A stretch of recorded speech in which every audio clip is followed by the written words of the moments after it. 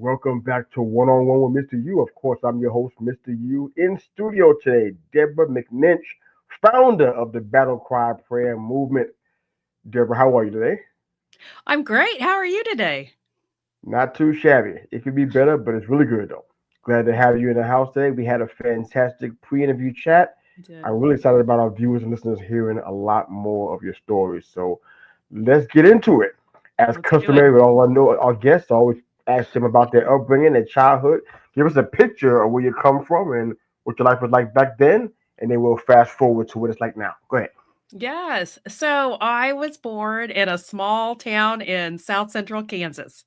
So I'm a little Midwest girl. We're known for Burger Station and bluegrass in my town, and I'm super proud. I spent my whole life trying to get out of that little town, and now that I'm older, I'm kind of spending the rest of it trying to get back.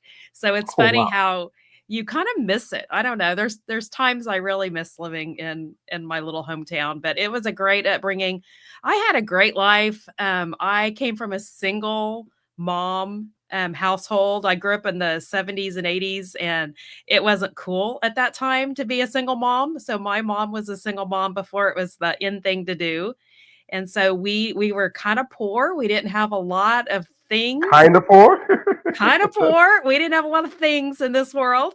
But I knew I didn't have a lot of things, but I didn't at the same time. I knew Okay, that I think I my mom understand. loved me and I had everything I needed. And so I had a great life. I grew up with um, just a good solid foundation. My mama, made sure we got on that church bus and learned about Jesus. And I couldn't have asked for a better upbringing. Overall, we all have things. I didn't have a dad growing up, and I kind of missed that. There were things I missed about that. There were always days at school that was bring your father to school day, and I didn't have those kinds of days. I didn't have grandparents. They had all passed away before I was born. And so I had a mother and a brother and a sister. And that was pretty much the extent of my family. And so I always dreamed of having a big extended family.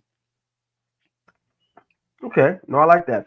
One thing I want to ask you about this because I know that anytime a parent isn't in the household, of course there's going to be an impact. Mhm, But what it feels like to me, could you be my circle of mhm, influence? But from where I sit, I mhm. rarely ever hear the daughter's side of not having a father. I hear the son's side all the time. I never Mhm. hear the daughter's side. Tell me what you Right. think the impact was for you being a daughter, not having a father in the household.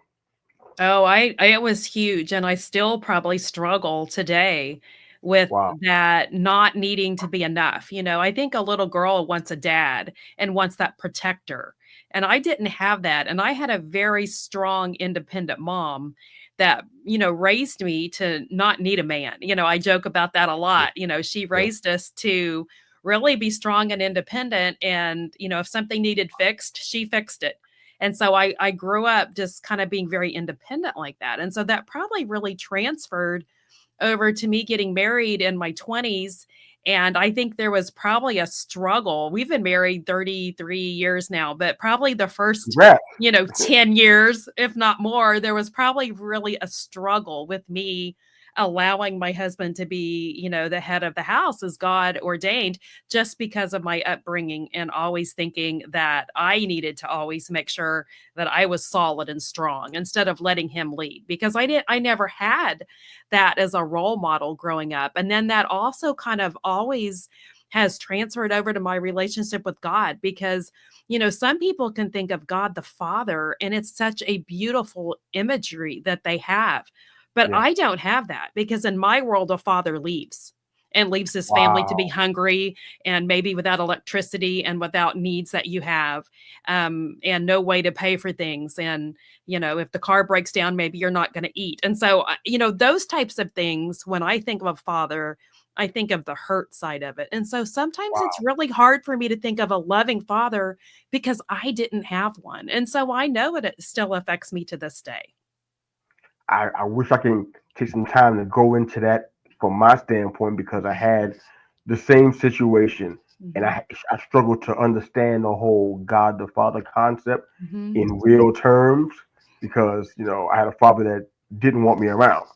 Right. So, but matter of fact, went all It's the way across hard. the entire to get away from me. It Yeah, feels like, it's but really so that hard. was yeah, it is hard. I want to kind of stay on this a little bit because one thing you mentioned was about you allowing your husband to lead. For those that may not understand that, maybe they watch a lot of television and movies, and maybe they take their cues Right. from the media. Explain to them in a way that you think. I mean, dumb it down as much you think you need to, Yeah. but speak to what that means. Will you still maintain your strength Hmm. and your individuality, but you still respect your husband in the office that he stands in? Break it down a little bit, if you don't mind sharing a little bit about that, please. Sure, I would love to. We have a Christian family in our home, and so we try to do things as the Bible orders it to do that. And that God has made the family a unit, and He set before us the standards and how we are to live. And God is always the first, and then your husband, and then your husband is the one that takes care of your wife and the family. And we have made that word submit in our culture like a dirty, ugly word to think it's a negative thing, but really it's a beautiful thing that, I submit my life to him to be able to and let him lead me. Now, what does that mean? That doesn't mean he tells me what to do because he knows better than that. It doesn't mean that, he's got me locked in the closet somewhere. But, what it means is that we make decisions together. It means that we are a strong unit and we make decisions together. But he, as the leader of the home, I know that he's praying and asking the Lord to lead him. And so, therefore, I can rest in the fact that God is going to answer him and tell him what to do for our family. Right? It totally makes sense. You told me during our community chat that there was four things that are your favorite things in the whole world, and I Yes. and I kind of called you out because there was four things in there, and one thing was missing. The Yeah, same person you're talking about right now, your husband, he wasn't in your four favorite things, so I had to call that's you out right. about that. He is. He's one of my four favorite things are very easy. It's Jesus, coffee, glitter, and cupcakes. And Right. so Your those are husband my should have been four favorite. inside there somewhere. That was just my Yeah. my So personal assessment. I'll do 5 favorite things. So he's my That'll work. favorite thing. No, that's a given. It's a given that he's my Oh, it's a favorite given. thing. Huh? Okay, That's a all right. given. I Okay, saved that. okay, See how that went? okay. But Yeah. All right. Hope he's not listening right now, because that's not he's a real. not. No. That's not a true save. But I love it though. I love it. Yeah. We talked a lot about a lot of things, and you mentioned earlier about being in poverty, but so your mindset was pretty good because you had you felt like you had what you needed, Hmm. and you were never made to feel as though you didn't have it. But then we talked a little bit about the poverty mindset in your adulthood, and I'd Hmm. love to get into that a little bit more because I think we talked a little bit about Hmm. some hoarding and some Hmm. stockpiling things kind of going on. You're smiling and laughing now, but Exactly. A little bit I, or look behind me. No. Yeah. Definitely when you grow up with a lack, you make yourself a promise, or at least I did, that when I, get to be an adult, I will never blah, blah, blah, then enter, whatever it is you're never going to do. And, when you grow up without a lot of stuff, um, when you are allowed to get stuff and you have the money to get stuff, it's easy to get stuff and have stuff. And so, I like to, just like clothes, I only had a handful of clothes growing up. And so now, if you would look in my closet, I'm like, wow, I have way too many clothes. This is, definitely things I need to address. And, I know we talked about even like things like if my car breaks down today, hmm um, I still panic. I have money to fix my car. Praise God, we have money. If my car breaks down, I can fix the car. But in my mind, I still go back to that little girl that if my mom's car broke down, that may mean that we're only eating, bread or whatever, with sandwiches forever. And so she did what she could. And she did a great job of always taking care of us, but there just wasn't a lot of extra stuff. So that poverty mindset is hard to get rid of because therefore I feel like I should always have a cabinet full of food just in case. I should Yeah. always keep, 3 months worth of food in my house just in case. And that all stems back to not having stuff like that as a kid. And Yeah. even like the fun stuff, just junk food and whatnot, nobody needs that kind of stuff. But I didn't have a lot of that growing up. And, now I still can't pass like a display of ding dongs without being like, I'm going to need to buy a box because that was like the Ding special dong! I treat. haven't heard that in years. I know Are it. we, are we, are Remember we, when are they we still doing that? Okay.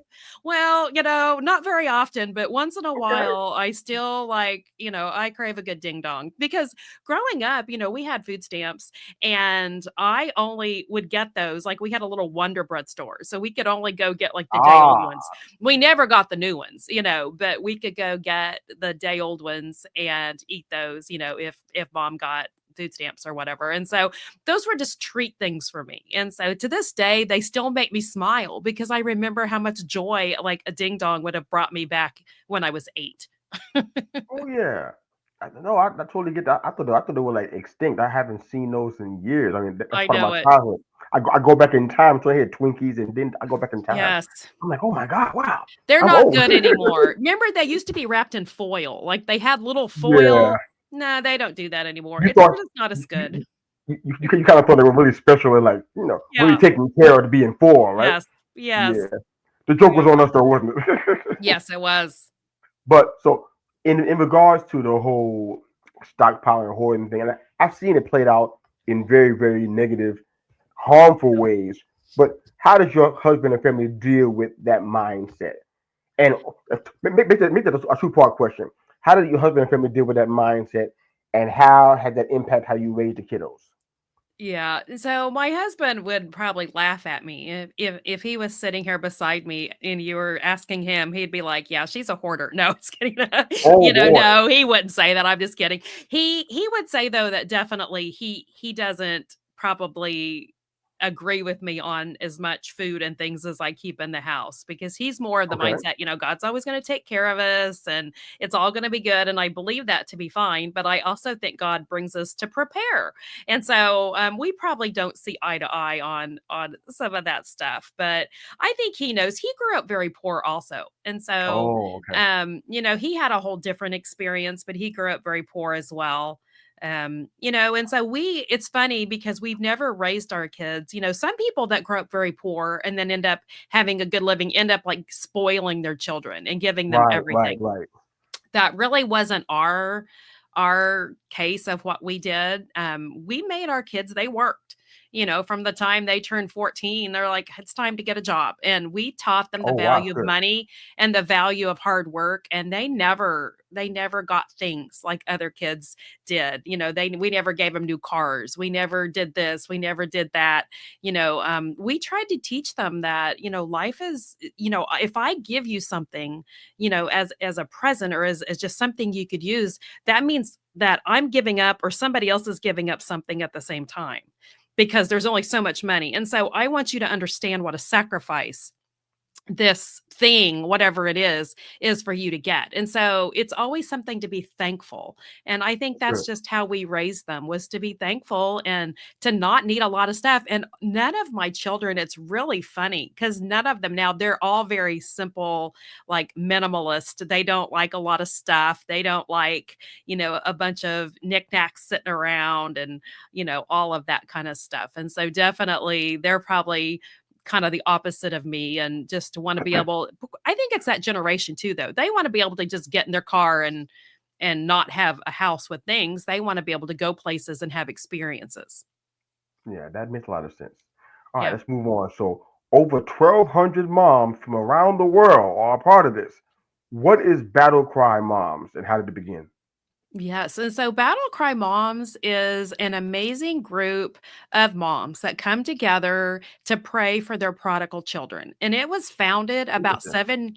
about 7 years ago. My story started when my oldest child called and said, "Mom, I'm transgender." And at the Wow. time, I didn't know what that meant. Uh, honestly, I really didn't even know what it meant. And I really didn't know how my life was going to change and how my family was going to change because of that announcement. And so, in the days and the weeks and the months that followed that, I had to figure out. my family has changed, and what am I going to do, and what does my life look like now? What used to be a really close, tight-knit family now is going to be at a place where they didn't talk and nobody Oh wow. communicated, and it really broke our family apart. And so I had to learn really quickly just how to survive. And I always kind of like to say that it felt like, I kind of had this Malibu Barbie dream house I had built on the beach, and I was just sitting there watching the waves, ready for the grandkids to roll in. I didn't realize that there was something, this tsunami wave on the horizon, getting ready to come in and just knock my house off its foundation. And Mm. so when that wave came, I had to just decide, is my house built on the rock of Jesus Christ, or is it on shifting sand? And what does that look like now? And so am I going to be okay?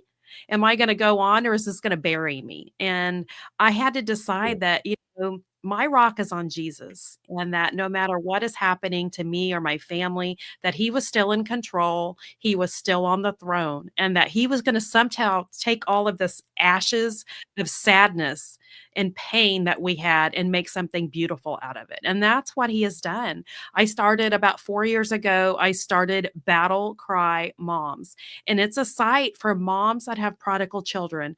It doesn't matter what your prodigal looks like. Maybe they are an alcoholic, or maybe they have just wandered from the faith. Maybe they simply don't believe. Maybe they're LGBTQ. Whatever the case is, there's all kinds of different prodigals.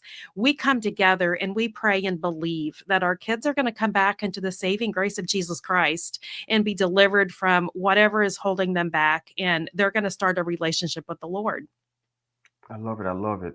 You talked a lot, and this is something that hopefully you're still open to discuss it. But in our free interview chat, you talked about the role of the church Mhm. in this journey you've been on with Battle Cry. Now, I Right. personally, my wife and I, we've done together. We've been in ministry for nearly 30 years now, and we've seen a lot of things that people now in today's vernacular call church hurt. Right. Tell us how the church helped you or hurt, or both, in this Right. particular journey. Yeah. So at the very beginning, I realized that I was now loving somebody that the church told me I was supposed to hate. And so as the days and the weeks and the months were unfolding, I realized there were two doors in the church. Door number one over here said, that this is a sin, and that you should turn your child out. You should not talk to them. They're going to hell, the whole thing. And so that was door number one that was presented to me. And door number two over here was more of an affirming stance. So it said, oh no, there's nothing wrong with what they're doing. Bring them in. God loves everybody. He doesn't care what they are. Just let's just bring them in and let them be who they want to be. And I found myself kind of going between these two camps, going, I don't know if the theology of either camp is correct. And I don't think I fit in either camp. Because Yeah, on door number one, if we honestly think that this is a sin and these kids are going to hell and all of this nonsense, then why are we not having prayer meetings? How come I had never been to a church that dedicated a whole service to praying for prodigal children? I had never seen it and I wasn't hearing it. And so, why is the church good point. condemning them to hell, but not on their knees praying them back? And so, Great point. and then over here, if we're going to affirm every single thing that doesn't line up with the word of God and just say, well, that's how things are now, times have changed, then, I think we really need to ask, why did Jesus come and die? Why did we need him if we're not going to call anything sin? And so I found myself really just going, I don't think either side is right. And, there's nothing I can do. I can't hate my kid. I can't hate him enough to get him to heaven. But at the Right. same time, I refuse to love him straight to hell. And so I knew I was going to have to forge a path in the middle that taught me how to love my child right where he's at, for who he is and as my child, but love him in the truth, never compromising on my values, never ever underestimating that God comes to deliver and heal people, and never believing, that there's not miracles that could happen and that he could come in and save any of us. He saved me from my sin. I know he could save anybody else from theirs. Yeah, absolutely, absolutely. Yeah, I wish we had time to get into to more of that particular Yeah. conversation. I don't think we had time to do that, but I understand the Mm. that response and those two sides. Yeah, those they're both challenging to accept. Uh, what exactly is a battle plan? What's that So look like? I knew right away that I probably couldn't get up and just be saying some kind of, willy-nilly prayers. Like, "Oh, I dear know that's Lord, right. save my kid today." I knew that there was gonna be good days, I knew there was gonna be bad days, and I knew I was gonna need a plan written out to walk me through all the times. And so God just gave me a very simple five-step plan. It's probably things people are doing anyway, but I wrote them out so I would have them and I could use them every single day. The first step is the word. We all pick a verse. Pick a verse. Find a verse in the Bible that talks about your situation, talks about speaks to you, that maybe the Lord has given you or that you have found, and pray that verse. Pray that verse every single day over your child. I write that verse everywhere. I put it in my phone. When my child or children call, they all have a verse. That verse rolls across the phone. It Hmm. rolls across the phone before I answer it. And so I put that verse wherever I can put it. I put it on my bathroom mirror. I put it in my drawer. I put it in my car. When I'm sitting at the stoplight, I can pull it out and I can pray that verse. And so find a verse that speaks to your child. Pray it every single day. Never stop praying it. The second one is worship. We worship in our group. The Lord is worthy of our worship. He is good and He is a holy God and He is worthy to be worshiped. He's worthy to be worshiped in the good times and the bad times. My circumstances, that doesn't matter because he is worthy to be worshiped. And so we worship in our group. So we have a list of songs. Find some songs. Find 2 or 3 worship songs that speak to you and put those on when those bad days come. And they will come. I don't have all good days. Last week was a really bad week and I spent a lot of time crying last week, to be honest with you. And so what did I do? I went back to my battle plan and I put on that That's worship so music good. that speaks to me. That's really 3, good. prayer. Make a list of things to pray. We have a list in our group, just a good place to start. Find 10 prayers, 10 things that you want to pray every day for your child or your family, and write those down. Pray them every single day. Don't stop praying. 4 is declare God's promises. Look up 5 or 10 promises in the Bible. The book is full of promises. Just find the Absolutely. 10 that you like. Start declaring those promises every single day. Declare them aloud. Don't let Satan get in your head. Don't let him try to tell you things aren't going to change because God's word is true and his promises are true. So start declaring those promises. And the fifth step is very easy. Find a community. Join us at Battle Cry Moms. And if that's not the right place for you, find 2 or 3 friends that are going to come along beside you and pray with you and believe with you. I love Get it. friends that will stand with you, not ones that will talk about it behind your back. Find the ones that will say, you know what? This is nothing that God can't fix. And we're going to go together before the throne and we're going to lift up your child until he comes back. So that's just the That's easy awesome. 5-step battle plan. I love it. I love it. We got to find some for people to find that whenever they Yeah. are in need of that 5-step plan. You Yes. see, like you have a friend right now that's willing to stand by you. Here's a comment from Honest Christian Conversations. Deborah's a powerhouse. Love that Yeah. woman in her heart for this difficult topic. I really enjoy chatting with her on my podcast too. Yep. Yes. Battle Cry Moms is amazing. Well, you already have some friends out here willing to support you, so that's really Good. awesome. I like that. Very good. I We love that. love it. We love everybody that wants to partner with us. Yeah, I love that. I love that. One final question in regards to that, and then we'll move on. We're getting pretty close to the end of our episode for today.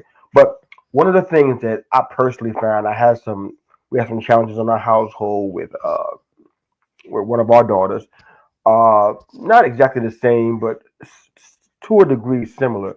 And I think I battled. The biggest thing was not that I had an issue with loving my daughter, even in the midst of the situation. But I think one thing you mentioned, which is consistency, not just in prayer and in worship. I think you got to be consistent in the love part too, Right. because that has. I mean, you're saying that I love this person the way Christ loved me, or Right. because Christ loved me, and Christ's love has always been consistent. So it's like the struggle for me was showing that consistently. You know Right. what I'm saying? And then knowing how do you love somebody that you don't recognize? How do you love somebody that you don't It's hard. does look the same as the person that you started out loving. Right. They change drastically. I mean, my wife tells me all the time that I've changed and everything, but she doesn't stop loving me because of that. Right. It just she if I changed to somebody else that she didn't that was like a polar opposite to what we started off being, that's Right. different. That could then make things a lot difficult. But how are you doing that part? How are you being consistently loving? If you don't mind briefly answering that, consistently loving in this situation and not bringing your own stuff into it and just Right. continuing to love without conditions. If that makes Right. sense. Yeah, for me, I think it's definitely been the challenge has been that I am changing. And I always joke that my child was transgender, but I'm the one that's changing. And so, had we not been walking through this, I wouldn't know the Lord like I know him right now. Mm, And so I definitely have changed in my life the more I grow closer to him. And so, I ask him all the time, the Lord, to blind me if it takes to mm, physically blind my mm. eyes, then to do it. But to blind me for the things I'm seeing on the outside and to pray and believe for my child Wow, because of his heart. I think it says, in the word that, God doesn't look at the outside, he looks at the heart. And I believe that's one of the reasons because the outside could change. The things we're going to do as absolutely, we are going to change, but his heart is the same, as it always was. And I think as the church, the capital C church, we have to do a better job of training parents indeed. and, we have these baby dedications and we pray Jeremiah 29:11 and we pretend like, everybody's going to have this hope and this amazing future because that's what the word says. Well, yeah, that is what the word says. But we leave out the part where, Jeremiah was in captivity for 70 years and there might be some bad times in there. So we don't prepare parents that things may not be picture Pinterest perfect. And so when these things happen, we don't know where to go and where to turn because the church isn't walking us through the hard things in life. And so we have to do better about training up parents Absolutely. to love and it's a daily battle. There are days that I can love strongly with the things I see and there are days I am just like you kidding me. If I could come over there right No, now, I would be grounding you, but I love fiercely. I always joke that I am still a mama bear and that's never going to change. That things aren't what I wish they were, but I love my child and I will still come at you. If I find somebody that, talking about my kid, I'm going to come at you just like I would have back, when they were in high school. And so I think we have to do better about closing our eyes and not getting caught up on the things we see and get caught up on the things that are on the inside. That's what we have to do. That's what I have to continue to do in my life, and I pray that's what others continue to do as well. no, I love that. Just a few more questions. I love that. Thank you for sharing that. I love the Mhm. transparency, by the way. Yeah. All right, so if you weren't doing Battle Mom, we talked about it a Mhm. little bit, in our pre-interview chat. I even gave you time to even think about it. I know it's a tough question. Yeah, If you weren't doing it was. Battle Moms, what's Debra doing? I was a children's pastor for years and I've been a preschool teacher. And so I think I would probably still be pastoring kids or teaching. I think that I would be a crafter. I kind of I'm real crafty, so I would You probably think? be I'm a little You crafty, think? so I probably would be Just making oh, these. I know we talked we talked about beforehand how I'm just like Jesus, only with more glitter. So I can be driving around and if I see some junk on the street corner, I people are throwing that away. Like I want to grab it and I want to transform it and make something beautiful out of it, just like Jesus does. He doesn't throw us away because we've got ugliness on the outside. He brings us in and makes us beautiful. And I want to do that that with the junk that people throw away. I love the idea. My wife would probably lose it right now because she loved the Yes. idea as well. But that Yes. mentality can only go but so far. You have to have Yes. an entire a mansion to fill up all the Yes. reformation project that you want Right. to you get why this is not feasible, right?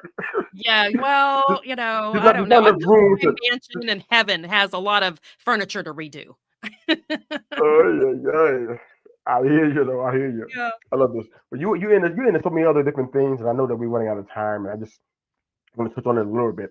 Uh, your love for photography. One of Yes. the things, and this is social media for me, is not the best place in the world. If it wasn't for podcasting, I probably wouldn't be doing it probably at all. To be fair, but one of the things I get really a lot of joy at is when I go on there and I find people who share these beautiful pictures, this Yes. scenic, especially when it's real. It's not the AI generated, but like the real scenic. Yes. It it does something. It makes me want to travel. Makes me want to go somewhere, and it's It does. photography. This is obviously a passion of yours. Yes. How to get started and how are you using it to kind of Yeah, yeah. I'll tell you how I loved photography when I was in high school. And as we said before, I grew up very poor. And so I don't know how my mama did it, but when I was a sophomore in high school, one day she presented me with this little Nikon camera. And I Oh, still have Nikon. the camera to this day. I know. And so I that's how I learned and I developed my skill of photography. And I have to thank my mama for that because I don't know how she ever saved up the money to get it, but she did, and I still have it and I love it. And so I do photography. I love to take pictures of people. I love all of that. But the older I get, I'm really getting into birds. I call myself the lazy backyard photographer. Because there Wow. comes an age, maybe you're not at that age yet, but one day you hit this age and all of a sudden Oh, you look out the window and you're like, is that a cardinal? I mean, you start looking at birds that you never would have noticed before. It's like all of the sudden, like God has like removed this like barrier on my eyes and he has opened up that we have birds in our backyard. And so I enjoy sitting out in our cabana and I just like photographing the birds. We have the last 2 summers we have had a albino sparrow come to our backyard and I'm that's hoping amazing. Wow. I know. I've gotten some pictures, not too many great pictures of it because it's very elusive, but I'm hoping he comes back the 3rd summer this year and I'm going to try to get some good pictures of him. And so I use it as a ministry. I love to bless people. Again, I grew up without a lot of stuff and so there wasn't a lot of money to take pictures and have pictures and my older brother and sister were twins and back they were born in 66 and so if you think about that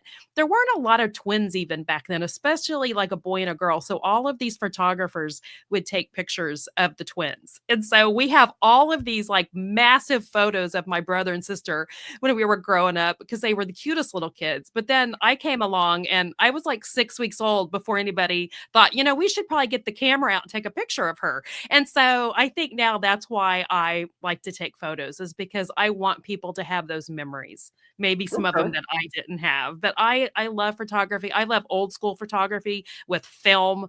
I love thinking about the picture before you take it, having to process it in your head instead of just, pushing the button 1,000 times and going to your computer and editing it. I like that one and done. No, I love that. I love that. All right. What Yeah. one final question. We talked a little bit. We talked about. I don't know how we got to a convo about vaccines and food supplies. I'm not sure how that even happened, but but we It were talking always about coffee. We were talking about coffee and the coffee snobbery that yes, a I little think bit. I noticed that I think you may have noticed in me as well, but it's Yeah. fine. But talk about healthy living and sustainability and just things that supporting small businesses. Share your heart real quick about your feelings about that. And I don't know if coffee plays a part in that at all, but Yes. any Coffee plays a any part convo in about coffee is fine by me. I'm good with it. But yes. go ahead, go ahead. Coffee plays a part in everything. I think another That's a I T-shirt. think I another like it. reason God has kind of brought all of this and allowed us to walk through this is for me to start asking some hard questions in life, Hmm. and I think that if you look at what's going on with society, all of a sudden we have all of these diseases and we have all of these children that don't know if they're boys or if they're girls. We didn't have this when I was growing up. And so I think we have to ask ourselves, what changed? Besides Satan and his demons, which obviously is affecting culture, but I think it's Right. it's fair and okay to ask the hard questions about what has changed. And I think we should start looking at some of the things like our food supply and the chemicals that we ingest. My Wow. sister died of colon cancer about 10 years ago, Oh, I'm before sorry. she I'm ever hit sorry. 50. And, it was kind of then that I really started asking myself, like, where are all these chemicals coming in our food and on my coffee that I'm drinking? And I want to make sure that I am eating and ingesting and doing the things that I can do without being totally crazy with it. But what can I do to adjust my life to make sure I'm eating pure and taking care of the body that God has given me? And so I think that I do like expensive coffee. That is one of my guilty pleasures in life. I want some good coffee. I found a small friend, and one of my battle cry moms is a coffee roaster. And so I get coffee from her and I love it. I try to use skincare and soaps and things that don't have chemicals in it. And, I think we should all always ask about vaccines. I think we should just be informed. You should just be informed and you should just make your own decisions on, the things that you're putting in your body. And so that's kind of my thoughts on some of that. I think God has given us a brain, and I think it's time to use some of those brains and start asking questions as to what changed since I was a kid to where we are today. I love it. I love it. I wish I can go longer than that. That coffee conversation sounds real good right now. Uh, your website is battlecrymoms.com. Yes. If you're listening and viewing today, you can join Deborah and her team in praying for the prodigals Yes. and for everything else that they're lifting up to in prayer. It's good to have a community, and this sounds like it's a very strong one. I haven't heard anything about the coffee community. I don't know why I'm not a Yes. part of that. Why I haven't Well, been you need to invited into start that one of community. those. Why are we not doing that? Yes. I don't know. I'm bringing it up right now, but Yes. it's something to think about because I'm in need of a coffee community. Yes. Me too. Me too. You already have one, so thank you very much on that one. I need one. I need to hook up. But thank you for jumping on here. This was so much Thank fun. you. Uh, Thank Yes. you for sharing your transparent story Thank you. about what you're dealing with Battle Cry Moms, how it was Yes. founded, and everything, and just your life. It's been a pleasure, Deborah. Thank Any, you. yeah, any closing thoughts for our listeners and viewers that are watching today? I know there's a lot of things that you're really good at. Obviously, Great. I didn't even get into your book. I mean, didn't have time for it, but you've done Yeah. so many different things. But any closing thoughts for our viewers and listeners today? Just know that my motto is no one fights alone. And so if you're out there I love listening it. and you have a prodigal child or you feel like you're all alone, you're not. That's a lie from the pit of hell. You're not alone. There's other people going through the same thing. And so please reach out. Reach out. You can find me on my website, DebraMcNinch.com. Just go on there and send me a message and I'll talk to you. I'd be glad to just talk to you and just encourage you any way I can. And you can get a copy of my book on there or on Amazon. It's called Battle Cry. Love goes to war, and it's just the wrestlings of my heart and what the Lord has taught me in this season. So I hope it just encourages people. I love it. I love it. I love for you to drop that in the comments under the episode on the YouTube link, so that way people Yes. can find it whenever they need to go back and get Battle Cry Moms and then Yes. the book, the free book, and of course your personal website too. So thank you for Yes. doing this. This was Thank you so fantastic. much. The pleasure's mine. I'm sure we will stay in touch. I need to be part Yes. of that coffee hookup like ASAP. No. But thank you so much Yes. again for everything Yes. you've done here with this and what you're doing for so many people around Thank the you. country. So thank you for doing this. Thank And you. God bless you. Deborah Have and a Mr. great day. You are out. Hey, thank you very Yes. much. Have a great day, everybody.